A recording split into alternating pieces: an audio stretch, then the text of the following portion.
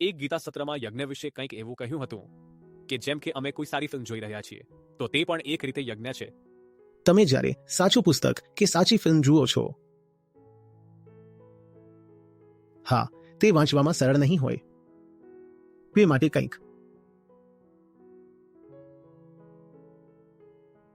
છોડવો પડે, કંઈક આપવું પડે. તે વાસ્તવમાં બલિદાન માંગશે.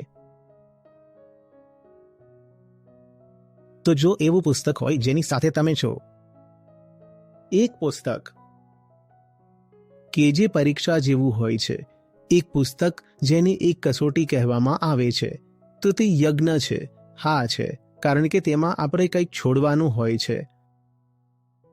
અને જો હું તેવી પ્રવૃત્તિઓમાં લિપ્ત રહું જે લાગે છે કે જો હું એવી પ્રવૃત્તિને સહન કરું છું, મન ગમતું નથી, હું તેવા પુસ્તકોને સહન કરતો રહું. હા, ચોક્કસ, ઠીક છે.